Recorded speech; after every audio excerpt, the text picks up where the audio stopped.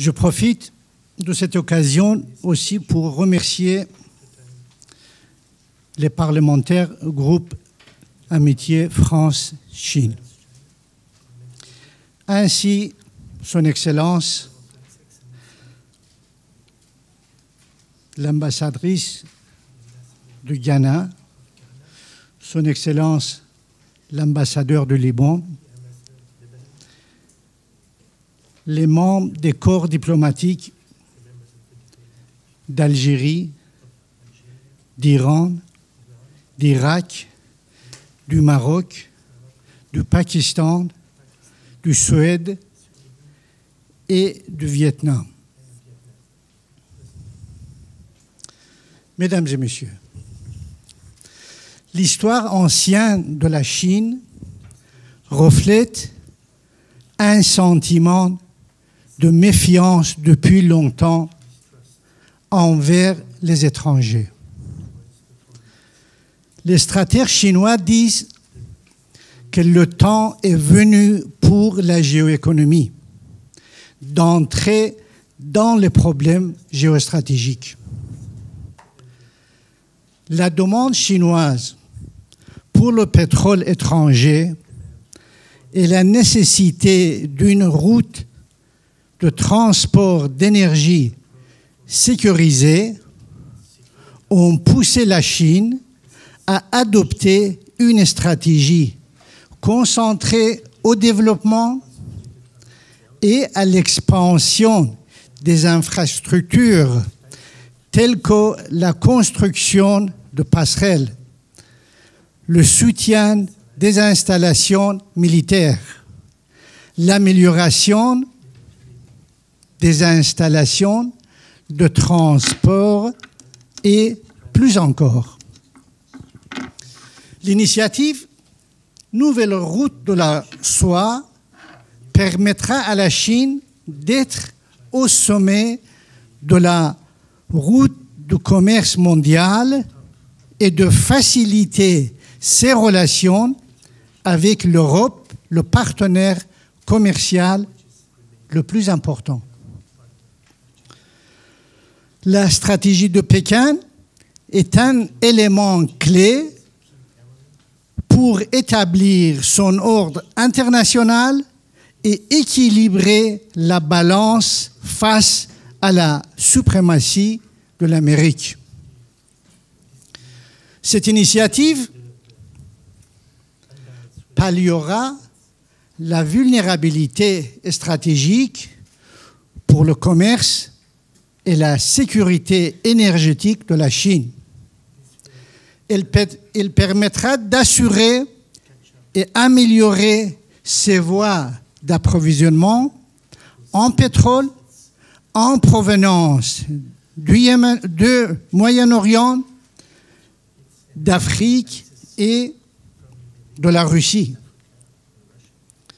L'initiative offre des dimensions économiques et stratégiques au développement de la guerre civile yéménite, alors que la nouvelle route de soie traverse la mer Rouge par le détroit de Bab el-Mandab, qui dépend du Yémen.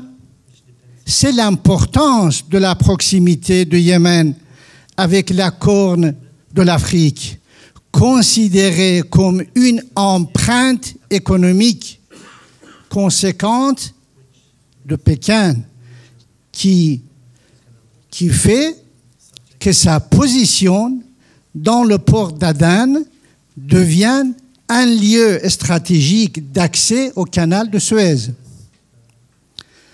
L'influence croissante de la Chine s'étend de la mer de Chine méridionale à l'océan Indien, puis au Golfe Persique, et peut faire face aux États-Unis par un défi régional en leur reprenant le monopole du transport énergétique.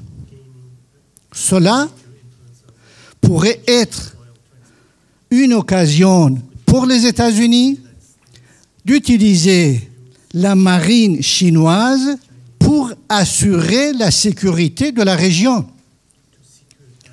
Au cours des dernières années, la Chine a envoyé 4 flottes au Moyen-Orient pour lutter contre la piraterie et accompagner les flottes américaines, européennes, indiennes et russes.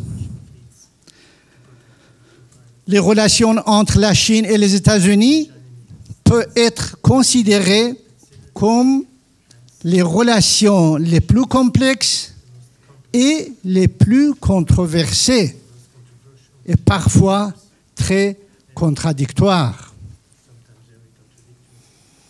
Depuis le début des années 1970, les relations sino-américaines paraissaient fondées sur une coopération stratégique. À l'époque, la Chine était considérée comme un pays pauvre et arriéré, ainsi qu'une base communiste. Mais elle avait une forte valeur stratégique pour affronter les soviétiques. Les États-Unis, du point de vue de la Chine, étaient la seule option pour équilibrer la menace soviétique. Avec la fin de la guerre froide et l'effondrement de l'Union soviétique, les fondements de la coopération stratégique entre les deux pays se sont effondrés. En transformant le modèle d'engagement avec les États-Unis de la concurrence à la coopération, les Chinois ont réduit leur pression sur les démarches américaines pour promouvoir le développement. La crise nord-européenne a clairement mis en perspective pour les États-Unis la nécessité de nouvelles relations stratégiques avec la Chine visant la lutte contre le terrorisme et la résolution de la crise nucléaire nord-coréenne. Mais des différends profonds existent entre les deux pays autour de Taïwan et des droits de l'homme. Les relations de la Chine avec les pays du Moyen-Orient sont amicales et ont des visions similaires sur de nombreuses questions régionales et internationales, comme la paix, le développement, la démocratie et les droits de l'homme.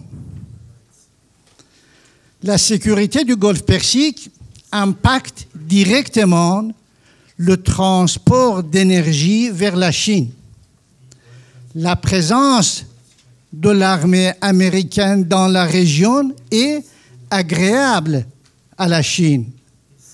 En même temps, la Chine exige la présence de sa propre flotte militaire dans la région pour montrer son équilibre avec les États-Unis, une exigence à laquelle les États-Unis ne s'opposent pas explicitement. Les principaux objectifs de Washington au Moyen-Orient suivent 2 axes. 1. Maîtriser des ressources pétrolières et de ses artères acheminement. 2. Maintenir la sécurité d'Israël et sa supériorité militaire par rapport aux voisins et accès des biens et services américains au marché régional. Pékin cherche à réduire sa dépendance à l'égard des États-Unis en investissant dans la construction du port de Gwadar au Pakistan, qui reliait les régions chinoises aux marchés mondiaux, créer un centre économique spécial dans la région du Golfe Persique en vue d'une exploitation militaire. Les relations entre l'Iran et la Chine ne sont pas bilatérales, mais triangulaires, car les États-Unis ont une influence décisive en tant que troisième acteur.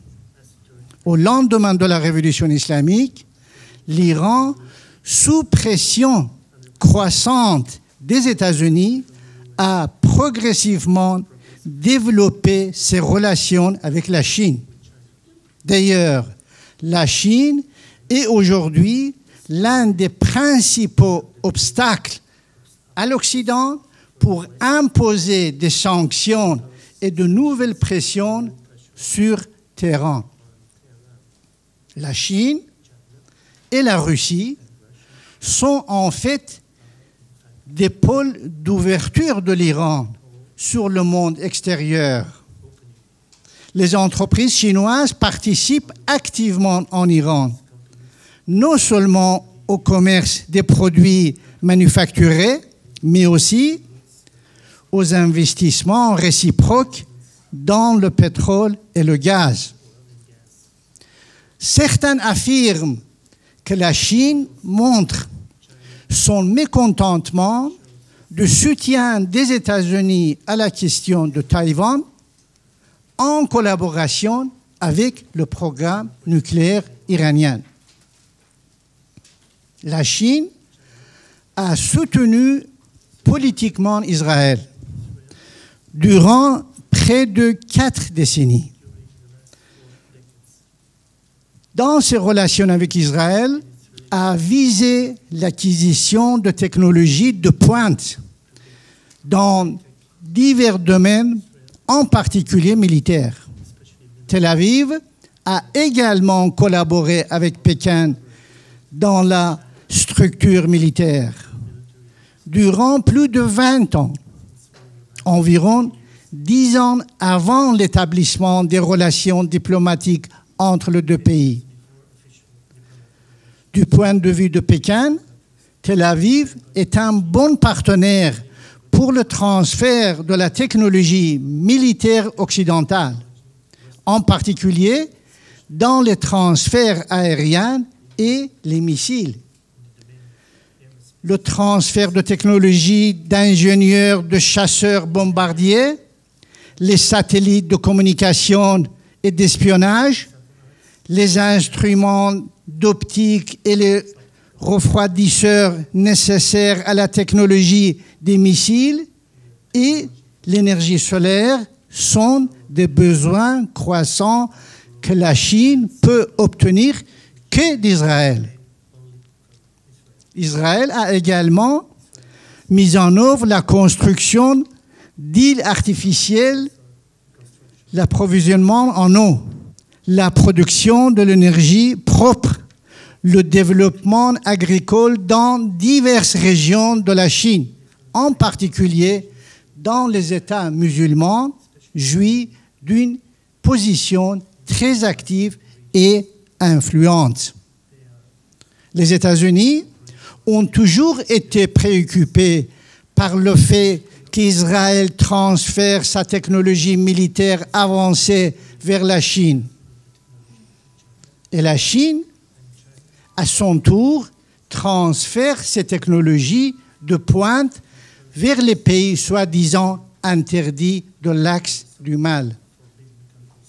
En conclusion, la Chine, pour assurer sa sécurité militaire régionale, poursuit les objectifs de sécurité collective à travers les institutions internationales pour la coopération et interdépendance économique. Cependant, la principale préoccupation du pays, c'est la préservation de l'intégrité territoriale et l'opposition à la présence hégémonique des États-Unis dans la région. À l'heure actuelle, le problème nucléaire iranien est un des tests les plus importants engageant la politique étrangère chinoise. Et surtout, la République islamique d'Iran,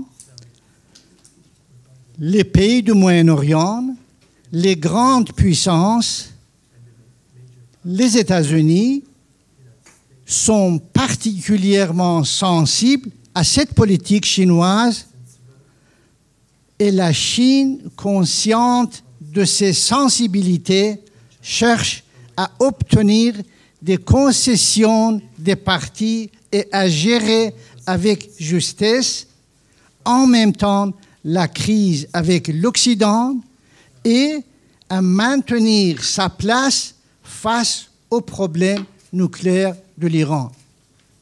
Aujourd'hui, la diplomatie chinoise s'attache à développer des relations de plus en plus nourries avec l'extérieur, telles que l'Afrique, l'Amérique latine et le Moyen-Orient. Elle y trouve une part croissante du pétrole, des matières premières, du bois et des produits agricoles dont son économie a besoin. Mais cet activisme diplomatique n'est pas uniquement commercial. Il est aussi politique et stratégique.